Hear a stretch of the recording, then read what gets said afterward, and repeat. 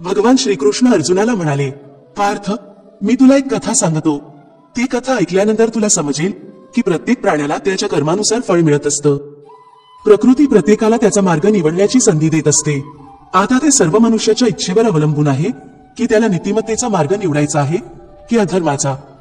कथा सुरू करत असताना भगवान श्रीकृष्ण म्हणाले, एका नगरामध्ये 2 पुरुष राहत होते. एक व्यक्ती व्यापारी होता आणि त्याच्या जीवनामध्ये धर्माला अत्यंत महत्व होतं.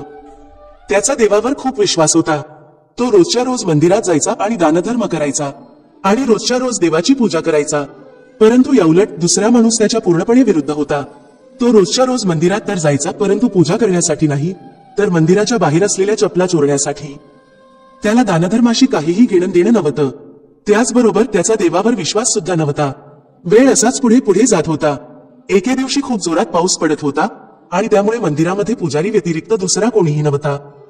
ही गोष्ट जेव्हा दुसऱ्या व्यक्तीला कळली तेव्हा त्याने विचार केला, हीच चांगली संधी आहे मंदिरातील धन चोरण्याची. मंदिरामधील पुजाऱ्याचं लक्ष चुकवून त्याने मंदिरातील सर्व धन चोरले. त्याच वेळेला दुसरा व्यक्ती ज्याचा धर्मावर, दानधर्मावर, देवावर विश्वास होता, तो मंदिरात पोहोचला. दुर्भाग्याने मंदिरातील पुजाऱ्याने त्याच दुसऱ्या व्यक्तीला, जो चांगल्या मनाचा, देवावर विश्वास ठेवणारा होता, त्यालाच चोर समजला आणि ओरडू लागले. पुजाऱ्यांचा आवाज ऐकल्यानंतर तिथे खूप सारे लोक एकत्र आले आणि त्यांनी त्या दुसऱ्या व्यक्तीला खूप मारलं. कसं बसं तो त्या लोकांपासून वाचून तिथून पळून गेला. परंतु दुर्भाग्याने त्याची साथ तिथे सुद्धा सोडली नाही. मंदिराच्या बाहेर तो एका गाडीला धडकला आणि जखमी झाला. त्यानंतर तो व्यक्ती लंगडत लंगडत घरी जाऊ लागला. तेव्हा रस्त्यामध्ये त्याला तो व्यक्ती भेटला ज्याने मंदिरातून धन चोरलं होतं. तो म्हणाला, आज तर माझं नशीब चमकलं आहे. एकत्रित मला एवढं जास्त धन मिळालं आहे. हे सर्व पाहिल्यानंतर त्या व्यक्तीला खूप वाईट वाटलं व त्याने घरातून देवाच्या सर्व तस्विरी बाहेर काढल्या. काही वर्षानंतर दोघाही व्यक्तींचा मृत्यू झाला. मेल्यानंतर जेव्हा दोघेही यमराजाच्या जवळ पोहोचले आणि जेव्हा चांगल्या व्यक्तीने दुसऱ्या व्यक्तीला पाहिले तेव्हा त्याला खूप राग आला. त्याने रागातच यमराजाला विचारलं, मी तर नेहमी चांगली कर्म करायचो, दानधर्मावर विश्वास ठेवायचो, त्या बदल्यात मला आयुष्यभर दुःख आणि अपमानच मिळालं आणि या व्यक्तीला पैशांनी भरलेली बॅग मिळाली. असा भेदभाव कशासाठी? तेव्हा यमराज म्हणाले, बाळा, तू चुकीचा अर्थ काढत आहेस. ज्या दिवशी तुझी धडकगाडी सोबत झाली होती तो दिवस तुझ्या आयुष्याचा शेवटचा दिवस होता. परंतु तुझ्या चांगल्या कर्मामुळे तुझा मृत्यू एका किरकोळ दुखापतीमध्ये बदलला. तू या दृष्ट व्यक्तीबद्दल जाणून घेऊ इच्छितोस ना?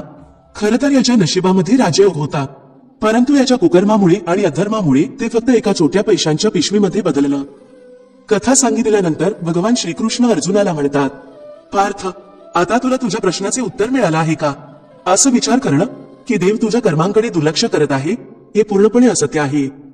देव आपल्याला कधी आणि कोणत्या रूपात देत आहे हे माणसाला समजत नाही. परंतु जर तुम्ही चांगले कर्म करत राहिलात तर देवाची कृपा सदैव तुमच्या सोबत राहील. आणि म्हणूनच तुम्ही नेहमी चांगले कर्म करत राहायला पाहिजे, कारण तुमच्या त्या चांगल्या कर्मांचं फळ तुम्हाला तुमच्या याच जीवनात मिळणार आहे. आणि म्हणूनच मनुष्याचे हे कर्तव्य आहे की त्याने नेहमी चांगले कर्म करायला हवेत. कारण भगवान श्रीकृष्णांनी गीतेमध्ये सांगितले आहे की कोणीही केलेले कर्म कधीही व्यर्थ जात नाहीत. मग ते कर्म चांगले असो अथवा वाईट. खूप सारे लोक हे नास्तिक असतात, परंतु मग त्यांच्या बाबतीत असं काही घडतं की ते देवावर विश्वास ठेवू लागतात